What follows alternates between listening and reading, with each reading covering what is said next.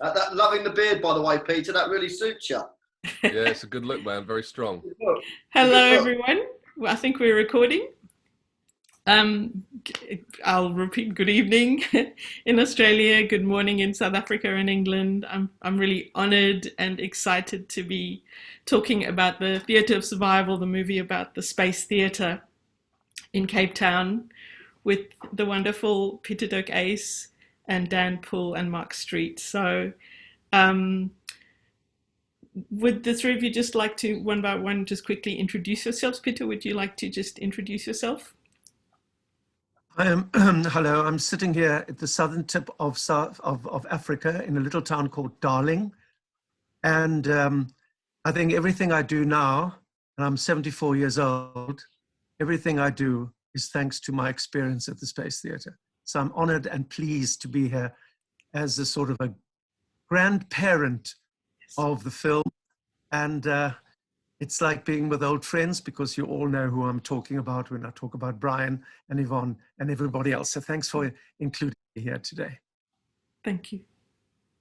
Dan, would you like to introduce yourself? Yeah, hi, my name's Dan Poole. I'm one of the director producers, and I am sitting in central London, and that is indeed a bike in my shop behind me. Apologies, my place isn't quite as tidy and cool as Peter's, but yeah, thank you very much for having us. It's a pleasure to be here.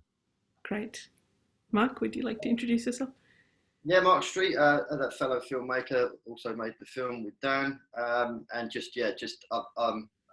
brilliant. I'm glad I'm here. Thanks to Ryan for asking us way back that we're actually in the company of Peter and many of the others. It's just been an inspirational ride, and it's great to be here. Thank you. Wonderful. So I'm Mignon. I was born into an activist family in South Africa, and as a young girl, Melanie Bryceland, Brian and Yvonne's daughter, was one of my best friends. So I spent a lot of my teenage years hanging out at the space where I knew Peter from that time as well.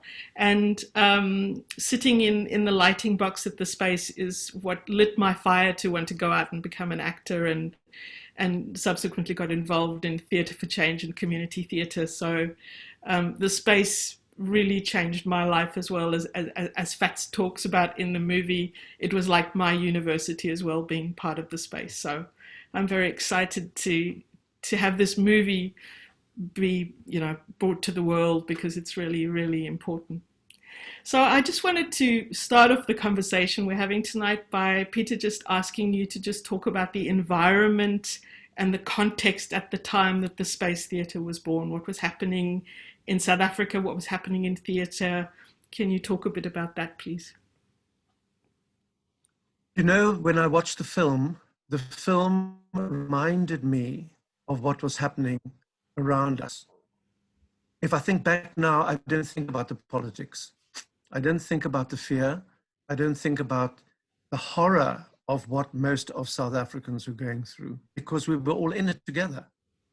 I just celebrated that extraordinary, I suppose, the elixir of optimism. I mean, Brian just had a smile on his face. And no matter what the problems were, and Fats talks about this as well, she left it behind at home and she went there and suddenly there was hope. So we were in the middle of the apartheid pandemic, and I was a privileged white South African and Afrikaner. I mean, I came from a very privileged background. I was also blessed with a Jewish mother who just got out of Berlin in 1937. So I was brought up without many words describing the terror of fear. We were quite naughty. It was like we were like school kids, taking our pants down and waving our penises at the priests. I mean, we never sat down and intellectualized. We never sat down and thought what we were doing was important. We just knew this was the oxygen we needed. And if people came and sat there and listened to what we said and enjoyed what we did and laughed with us and cried with us, we would be on the right track. And so thank you, film. Thank you for the film that actually brought me to the center of the bloodbath. We were protected at the Space Theatre with an enormous amount of background, from Shakespeare to Ethel Fugard, to actors who had been in the business for a long time, who understood man's inhumanity to man. So, well, I was there and I'm here. Thank you. So, Dan and Mark, I just want you to talk a bit about what drew you to making this movie. It's a really important part of South African cultural history, which has never really been documented before. And I understand Percy Seif had a big part to play in having got it to the point where you came in. But what was it about being involved in this movie? What was it that drew you in? I think, sorry, I'll just do a little bit of intro, Mark, and then you can pick up. I think what was fascinating about it for us is that we'd been taught by Brian as young actors at drama school. So part of how he taught us was telling these stories of the space and this progressive idea of always doing your own work. You know, in the second year of drama school, you're thinking about agents all the time, and you're wanting to get an agent, you're wanting to be a movie star, and you're wanting to do all these things. But he continually pushed this idea of doing your own work, and the space was always part of the narrative of how he taught and the backbone of that, I suppose. And I mean, we heard stories, and it was always the thing that he came back to. It's like a sort of a grandparent telling stories of the past. Like, it would always drop into that. And I suppose I was fascinated by that at that point, and found out more from talking to Brian, and we'd sit and chat and talk about it. And then that was parked for kind of a number of years, and I went off and worked as an actor and did, you know, another documentary. And then Mark, do you want to pick it up from here? Yeah, for my part, it was Brian approached me and said, showed me these 25, I think, or more interviews that Percy Seif did, who was the biggest contributor to the space, as Brian would say, financially. Never took a wage, or he took his check but always gave it back to the space. And he was, I mean, I'd love to have met the man, but he got these 25 interviews, his passion for the space and the telling. He really was passionate about telling the story and documenting the space. And he'd spent years with his son-in-law videoing and interviewing. I think they did one with Peter as well. And when I watched these interviews, 25, it was just, it blew my mind, really. And along with that, Brian gave me his book for research. And I was just hearing these stories of all these actors, creative people, directors and writers. And it was just, it was just amazing. It just blew me away. And it's just who wouldn't want to tell that story, really? I'm passionate about the arts and the value of it, educating and opening up people's minds anyway. And to see that there, it had been done. It was just amazing, really. There was no doubt in my mind that I wanted to make this story, having seen all that and meet the people. And as I said early on, having 8-9 years later, it's been, as I was saying to Dan before, it's been a special time. And thanks to everybody that, thanks to Brian for asking me way back then. And I never did thank him for that, but I would have loved to have, it's been amazing. Yeah. But also the weird thing was, I remember when Brian mentioned it to me, I sort of said no, actually, to begin with, because I having just finished a documentary, I wasn't sure how it was possible to capture this story with very little resources, because we didn't have any money, and we knew it was going to be a niche film in the context of, people still struggle with the historical part of South Africa and how to place it. And if you look at people like the BBC and various other broadcasters, they would say, oh, it's an apartheid movie. Oh, it's been done. Oh, it's this. And it's like, it's not an apartheid movie. It's a film about the arts and how the arts can propagate change. But that's how they place these things. So we always knew it was going to be a struggle financially to try and find a way through. And we also knew that in order to kind of tell the story, the level of archival we'd have to have would be quite, would be a lot. And fortunately, Brian, because he documented so much of the work that happened at the space, he had thousands and thousands of photographs, and we'd be sitting down sometimes and we'd think we'd have them all, and suddenly there'd be like 6 Super 8 videos he'd send over on a WeTransfer that he'd just found, and we're like, that was quite near the end when we were like, oh, we really need something for this. He goes, oh, I've got a Super 8 of Yeah, or not, wasn't statements, but I've got a Super 8 of this. I'm just sending it over now, and we're like, what? Where did that come from? Oh, it's just in a box somewhere. It was the rehearsal of statements. It was the rehearsal of statements. Oh, was it? Okay, it was, yeah, okay. Wow. Being Percy and Yvonne and all of that, That's right. putting makeup on backstage and doing the rehearsals. It was like gold. We were like, my God, how long have we read this, Brian? Yeah. It took us 7 years to get it. 7 years. Amazing. Yeah. Anyway. That's great. Thank you. Thank you. Just before you came in, Peter, Mark was saying how difficult it is to understand how it was and the restrictions. And you were involved in the heyday, in the thick of the Space Theatre, when there was bannings and arrests and sirens going along outside all the time, and people were fearing being arrested, and a lot of the plays were just banned immediately. Do you want to talk about how that was for you, being in the thick of it at that time, and how you came to be part of that? It wasn't fashionable at the time to be anti-apartheid. It was illegal. So we never actually tried to explore that area through anger. We explored it through entertainment, to try and even get the censor board to buy tickets to come and see what we were doing because they were interested. Of course, then they banned us. Yes. That was horrible. I'll tell you something, I had 3 plays banned within 6 months. To have the security police come to the theatre with a letter in a brown envelope was not something people made jokes about.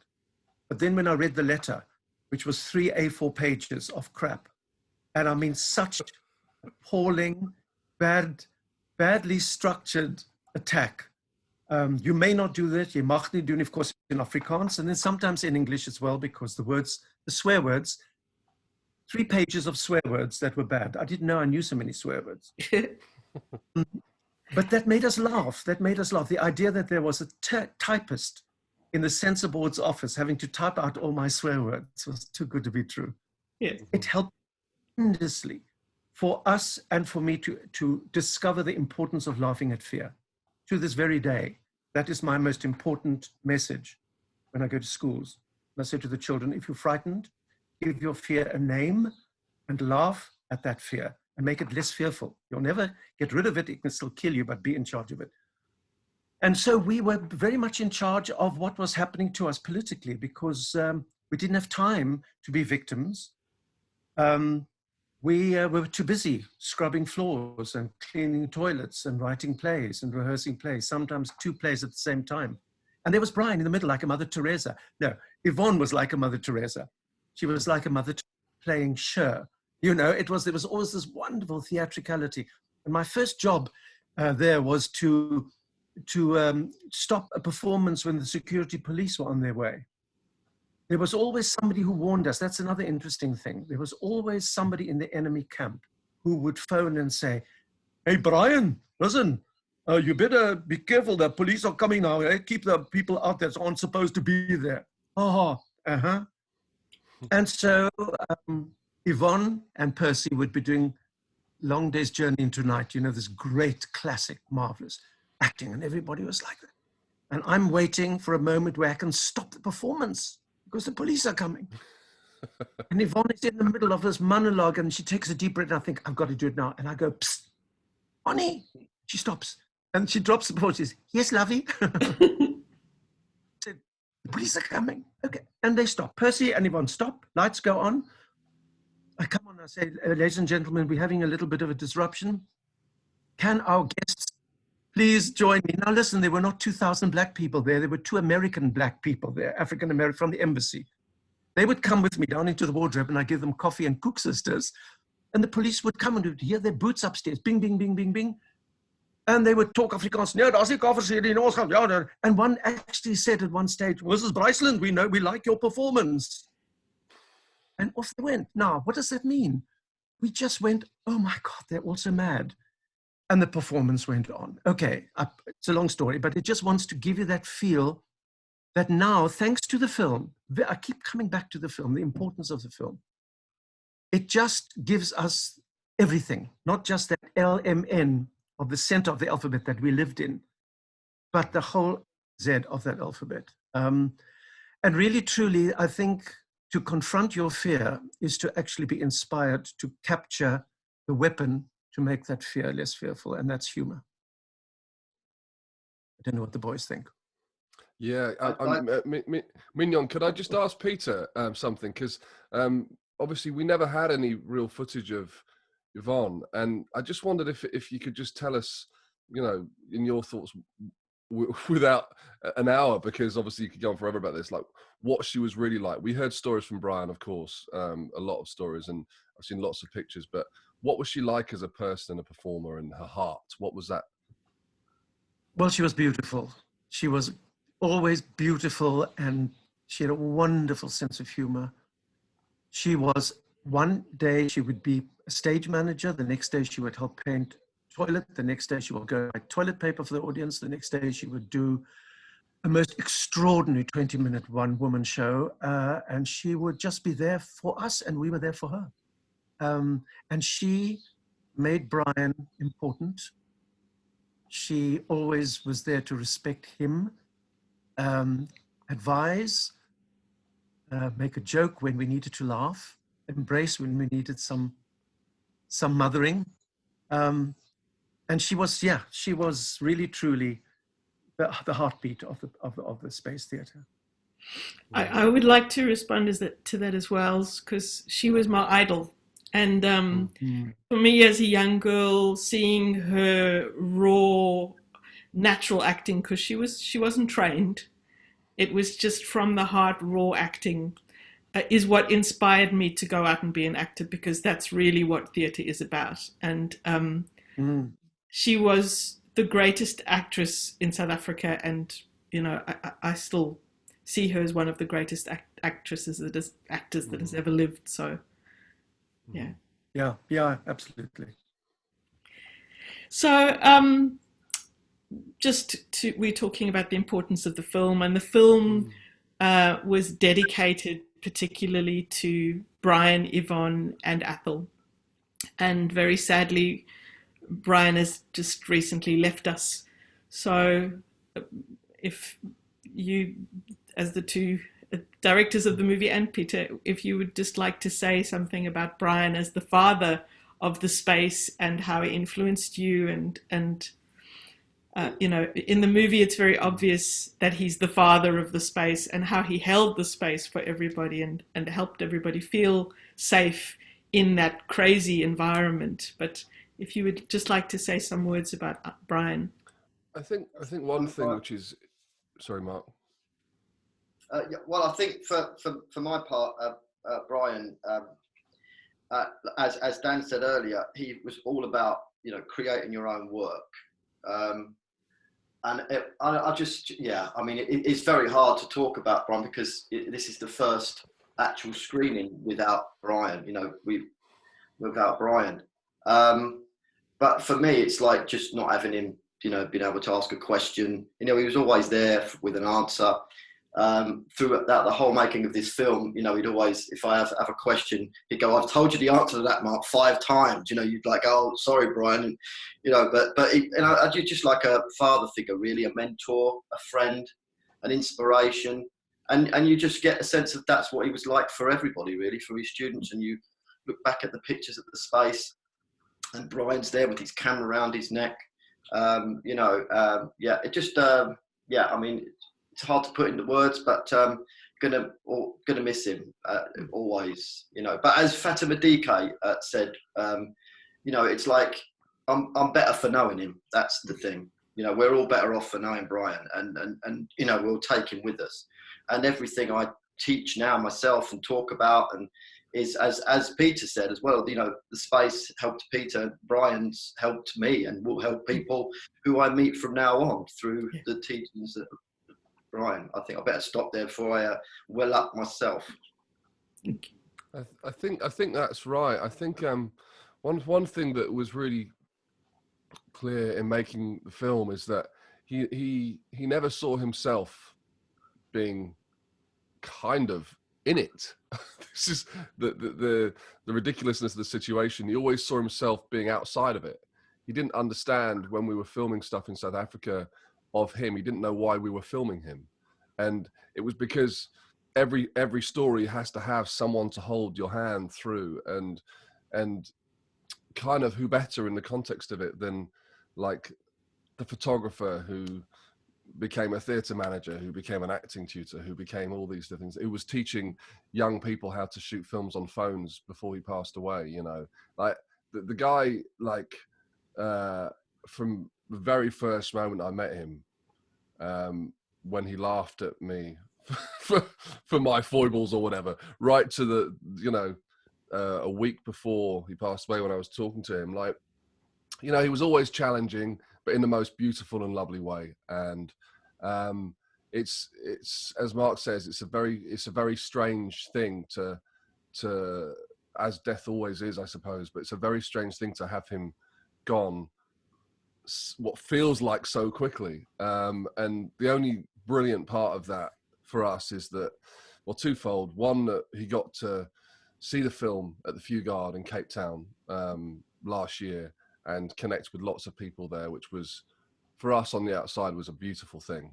Actually, it was I've never seen him like that before. And also in November, we had a screening at one of the drama schools, Central School of Speech and Drama, as part of Black History Month. And he came along, and there were 300 young students. And, you know, to see a young audience with the film with him was like, oh, okay, right. This is, he's dropped back into that kind of like Yoda-esque mentor figure who was just amazing at being able to kind of connect to everyone, whatever age you are, whatever demographic you're from. He just, you know, he cut through the bullshit, for want of a better phrase. And we will miss him, as Mark says, a lot. Beautiful. Peter, did you want to say something? Well, every time Brian and I sat together in London, in his little coffee shop, little French coffee shop in Soho, first thing I said, Brian, where's the film? He said, oh, God. I said, Brian, everybody is dying. The audience is dying. People don't even know what to talk. Space means up there. 2001 Space Odyssey, which was also our theme song. And what the film is doing now is actually telling the story to a generation that wasn't even born in those days, to a generation that doesn't even understand what apartheid actually meant. It wasn't just a T-shirt and standing outside the South African embassy in Trafalgar Square, getting on the 7 o'clock news and having tea at home. You know, when you stood up against apartheid, when you were black, you died. And when you were too frightened to even think about it. And I love Brian in the film because you have shown Brian not just now, but you showed Brian's emotion right from the moment it started. His excitement, his confusion, his fear, his cheek, the unbelievable cheek to do that to the apartheid government and laughing. And then his sadness, and he was in tears. I think he is really, truly the glue, the humanity that brings that film together as a experience of communication and not just as a picture show. And I really congratulate the team, the two chaps who are on this with me, who are really can be proud of what they've done. And Brian would be thrilled. Yes, I'm so sorry he's not here, but he is here. He is here. Every time we talk about the film, every time we see the film, he's here. So I'm so excited to hear what Australia is going to make. The South Africans in Australia are going to, for those of you who do remember the space, and those of you who have grandchildren who say, what does that mean? And then you say to your grandchildren, it means you can do anything. If you believe in it and if you work towards it, you can do anything. Yes. I think, could I just add, just as well, it was always making sure that we had this as a celebration and bringing the youth into it. At the end, when we bring the, you know, when you see the actors of today and how, you know, everyone at the space, including Brian, who led that sort of, you know, it's acting, the arts is for all, and it's still a way we can change and educate. And it's, I mean, and that's the thing as well. It's in the now as well. We're bringing the space into the now for those youngsters. And as Dan said at Central, you saw them, they were nodding, they were cheering. When they saw John Carney and Winston up on that stage with the Tony Awards, they literally were looking at each other, laughing, and seeing the journey that these creatives went on. and succeeded in many ways. And the bravery of everybody, we need it today. And I think that was the important thing of seeing these youngsters today going, yeah, this is still relevant. Yes, It's absolutely. important. So that was kind of going to be my last question to you all, is what was the legacy that the space and all those involved in the space, what was the legacy that it has left for the future, for South Africa, for the future of actors and playwrights and people involved around the world? What is the legacy that the space left us? Well, it feels to me like one of the great parts of that legacy is that now this film exists that hadn't been told thus far. And as Peter said, it will always exist. And, you know, it becomes a document. There are so many things and elements that were connected to the space in that period which were eradicated and forgotten and lost. And it only takes one generation for anything to be forgotten, right? I mean, it doesn't take a long time. And so hopefully, you know, through this film, that story now exists. It's part of the tapestry of you know, the historical past, and it's there for everyone in the future, and for the youth and for the older generation to reminisce about that change and what happened. And you know, I think we always felt like it was also actually quite a zeitgeist movie, and it's been difficult trying to convince festivals of that, but it really felt like it was landing at a point when we really needed it, like across the globe, whatever country you're on, without getting too political about it, even though I love politics. But, you know, you've got the situation that's happening in America, the situation that's happening in this country actually as well, in the UK, the situation in Israel and Palestine. There are crossovers in all of these things that we can reference. We can get lost in them, but we can reference that. And so it feels like this is a film that really deals with those zeitgeist moments of like, what do we want? What should we put up with, and what are we prepared to put up with before we actually try and take back some control of what actually, as a population, we actually desire to have? Yes. Peter, did you want to say anything? Legacy. The world has lost its memory. The world has got Alzheimer's. The world doesn't look back. And we need to just remind the world that things have happened in the past that have made so many things possible. The space made it possible that we could actually carry on an alternative theatre for all those years going into now. We are now in the middle of the Third World War with Corona.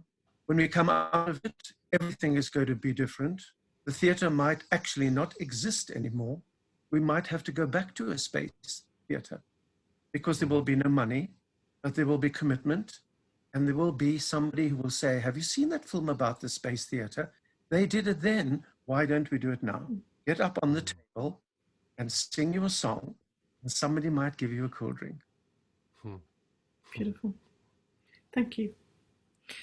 Thank you, everyone, for creating this movie and being part of it, and for having this conversation tonight. Mignon, Thanks, everybody. Can I just say, like, before we go, the amount of people that like have to be thanked for the existence of this film supersedes anything that we can say on this chat. And I think anyone who watches the film, please watch the credits and just literally take note, because everyone involved in that list gave their time for free, gave their resources for free, and that goes right down to all the participants on screen. You know, the inherited footage that we got from Percy and David, his nephew, and all the professionals from Technicolor through to Twickenham Film Studios who made this possible. So we have to say that, because we want to say that, and it's such a huge cast of people who made this possible, and production team, that we wouldn't have it without them. So thank you to everybody. Thank you. Thank you. And great to see you, Peter. And I can't wait to see you in London again, one of your shows. Yeah, lovely to see you, Peter. I will be there. But I've got to go and wash my hands now. Remember, wash your hands. Yes, wash your hands.